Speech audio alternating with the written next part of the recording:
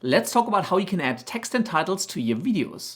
Now again, I'm going to mute all of my audio tracks.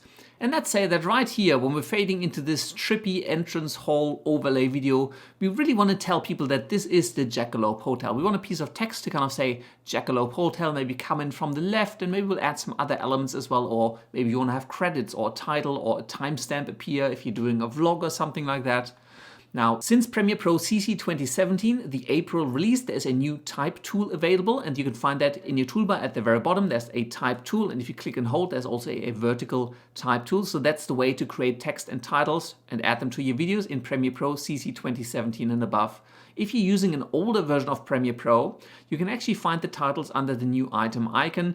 In here, you won't find them anymore. There'll be an option for you saying title. If you still want to create them in newer versions of Premiere Pro, you can actually come under File, New, and select to create a legacy title. It opens up a window where you can define text and add other elements, and it becomes a video layer that you can just add onto your video. I won't go into too much detail on that. I'm going to assume that you are on at least CC 2017 or above. So let's come down into our timeline. Let's select the type tool, and let's simply click into our program monitor, maybe down here at the bottom where I want my text to appear. Let's just click, and let's just start typing. I want to say Jackalope Hotel. Now, it's a little bit hard to see. Let's reposition it for that in the timeline. Let's come back to the selection tool. Let's click onto this text in the program monitor, and I can move it around. Let's just drag it to the bottom left here. And you may have noticed that on the timeline, Premiere Pro has created a new element, a graphic layer. This one contains shapes as well as any other text that I might add. And if I add more text right now, if I reselect my type tool and add another piece of text, let's reselect the selection tool, and let's just drag that maybe over on the right-hand side. Both of those text elements sit in the same graphic layer. If my cursor is in an area where there is no graphic layer and I use the type tool to type something, you'll notice that Premiere Pro will add a new graphic layer because it needs a graphic layer to hold my text elements. Let's just go back to the selection tool. Let's just delete this one here and come back to our first one. You can see it right here, and you can just click on these texts and move them around in any way that you want. Now, in the Effect Controls panel, with that graphic element selected, you will find a graphics section. In here, you will find any text elements you've added, as well as any shapes you've added with the pen, rectangular, or ellipse tool here. Not going to go into that, but you can just add colorful shapes onto these graphic layers as well. Let's come back to the selection tool, back to the Effect Controls, and in here you have the two text pieces that we've added into this graphic element. Let's expand this Jackalope Hotel text element, and in here you actually now have all of the options for customizing that piece of text. Let's just change the font over to Tahoma Regular. And again, just pick whatever you want to. You can make it bold, you can change the size, maybe we'll make it a little bit smaller. You can change the paragraphing, the tracking, the kerning, a whole bunch of other options. Now, under appearance, you can change the color, the fill. I'm happy for this to be white, but it does get a little bit hard to see on the brighter background. You can give it a stroke, so I could enable the stroke, click on the color, maybe make this black, and then just give it a little bit of a stroke if I wanted that to stand out a little bit more. Not a big fan of that though, so let's disable that. Let's enable the background. That just adds a little bit of a background to it. I'm going to change that to black as well. Maybe just make it a little bit less transparent. It just kind of adds that little bit of dark background. I'm going to expand it as well, just so it's a bit easier to see. So that kind of makes that text element stand out a little bit nicer against the background. Now, we've lost all of the settings. That's because I accidentally unselected that graphic element, so make sure you have it selected, otherwise you will not see all of your options. Let's just come down, and then there's option to transform, so you can move these elements around down here. You can scale them, rotate them, or change their opacity. And again, all of these properties have stopwatches, so you can animate them in any way that you want. If you want to remove any of these text elements, you can either select them directly in the program monitor and hit delete. You can also select them in this graphic element. Maybe I'll just delete this Victoria, Australia for now. Let's just hit delete to flush that. So we'll just have this Jackalope Hotel piece of text here.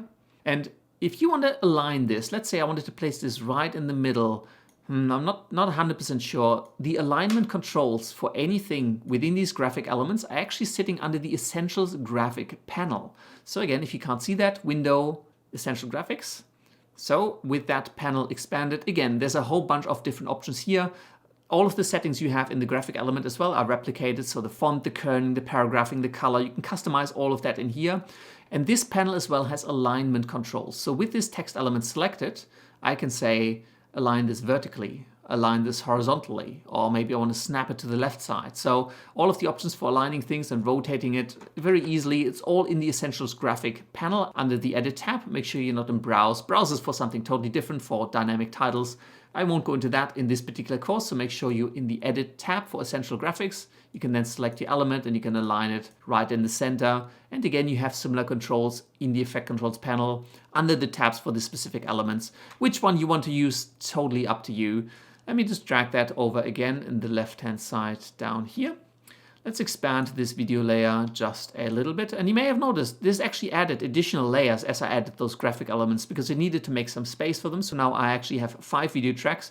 I can also, if I don't want them, I can actually right-click any of these video tracks and say delete. So it deletes them. So you don't have any superfluous ones floating about.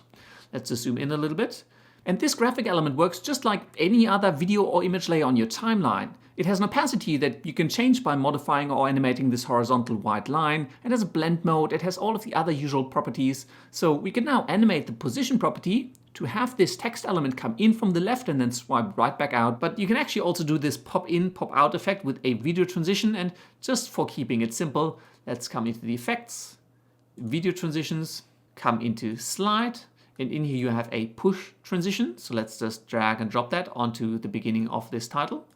So that's going to push that title from the left into the video.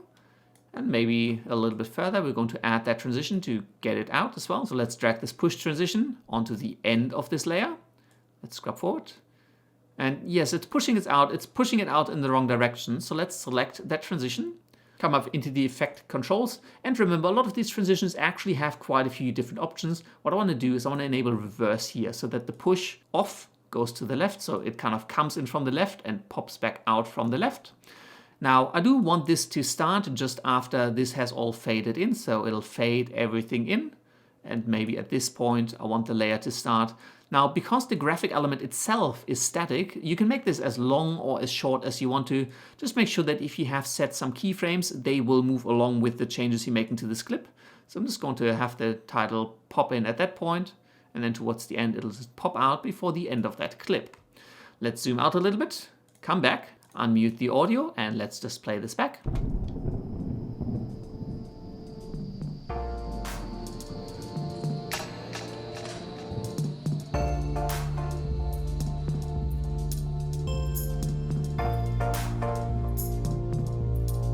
Cool, that looks pretty good.